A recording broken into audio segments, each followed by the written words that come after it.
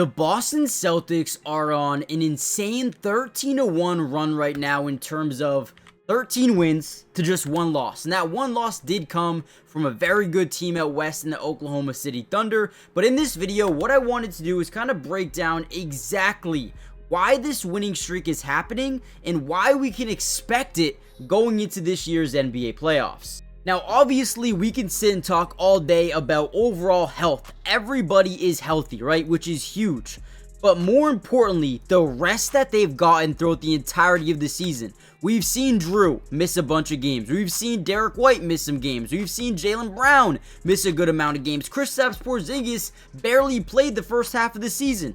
But ultimately, health and rest has been important, right? Now, every single team in the NBA starting to get a little bit more tired towards the end of the year, starting to lose a little bit steam, right? Like the Cleveland Cavaliers, for example, while the Celtics are still well rested and just starting to hit their stride right before the NBA playoffs. Now, look at this play.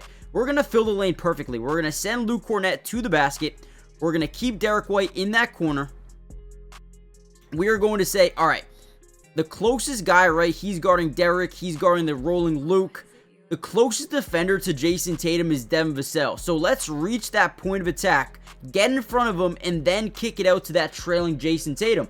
Right, just very smart, high IQ basketball. Now at this point in time, the only thing that they can do is force that rotation, which is going to take too long, right? They can rotate from that strong side corner, but then you're leaving either a backdoor cut or just an easy three, which, hey, if you're a Celtic fan, you know exactly what they're going to go for. That open three, great job by Tatum, no rotation, and a wide open opportunity for Boston, right? We're going to break down a ton of film. Let me know in the comments down below, who do you think is going to be the biggest X factor during this playoff run? Is it Porzingis? Is it Luke Kornet? Is it Derek White? Is it Tatum? Is it Jaylen? Let me know who and why in the comments. Let's dive into the film. Now, the Celtics are so deadly in transition. Whenever they're in transition, it is so difficult to stop them because every single person on this team in the game can shoot a three ball, right? So as Jason Tatum's driving in, right, he's going to just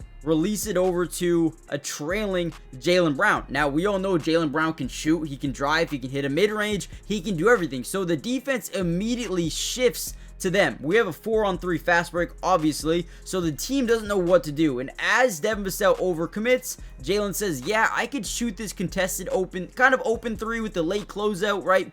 But they also have nobody down low.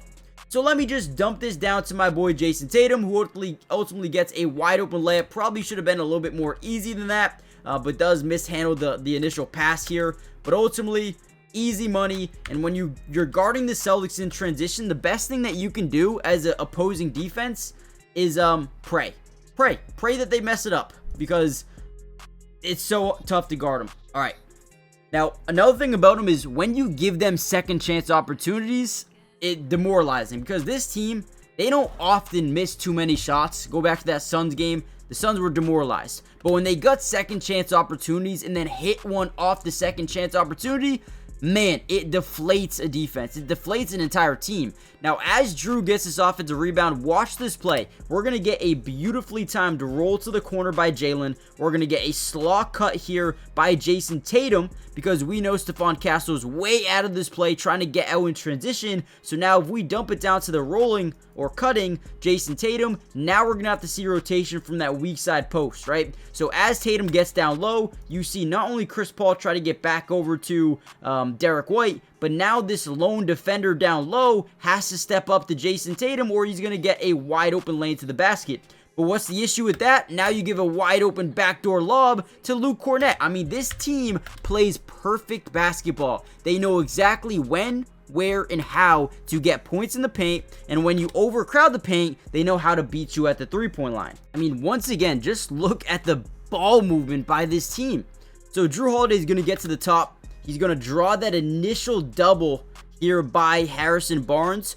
We're going to look over like we're passing this ball over to Jason Tatum, but we're going to no-look it over to Derek White at the top of the key. Derek White's not even going to be expecting. He's like, oh shit, that ball's coming to me. Last second adjust. Now we have a little bit of leverage and a little bit of an acceleration down into the paint. From that spot here, look at this. We're going to rotate him down low, and we're going to set a screen here with Drew, forcing Harrison Barnes not to be able to get back to Luke Cornett in time, right? And now, as he's trying to rotate back over, we still have got that leverage. So he rotates over to Derek White, lob up in there.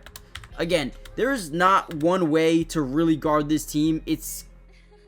You kind of have to get lucky. You got to hope they have a bad shooting night. And if they have a bad shooting night, you got to hope that they don't adjust, which we know sometimes the Celtics like to miss a lot of threes and continue to miss a lot of threes. They don't like to adjust. So if that happens, you could be in luck. Now, before we dive any further into this breakdown, guys, Luke Cornett had a massive game, by the way. Tatum was just shy of a triple-double, which I feel like we've seen that so many times this year. Do me a big favor, guys. Hit the like button if you want more Celtics breakdowns, not only throughout the rest of the season, but throughout the rest of the playoffs, man. We are right around the corner, and it is about to get exciting. But also, more importantly, comment down below P2 if you guys want more of these breakdowns. It helps let me know that, one, you guys are enjoying the videos and you want more. But also, more importantly, subscribe to the channel if you're new. It is free. It doesn't cost anything. And like I said, we got you guys covered all year long. Let's dive back in. All right, speaking of offensive rebounds, look at Big Luke down here. Got an offensive rebound. We got 3 guys surrounding him, and look at what he does. And a lot of big men in this situation just try to force a foul and go up with the shot. But Luke Cornett's a little bit smarter, understanding that, hey, we got shooters all over the floor. If I can just look out, I can create a rotation. Look at this. Sam over to Drew. Drew, quick trigger 3, no rotation, gets it to go. Again, Luke Cornett is so special because he doesn't care about his stats. He just wants to make the play that helps the team. And Sam Hauser didn't have the best shooting night tonight, so he realizes, yeah, I could take this 3, but let me find a guy who's hitting his shots today. Drew Holiday, 5 of 7 from downtown, had a great game, 21 points, 8 of 12.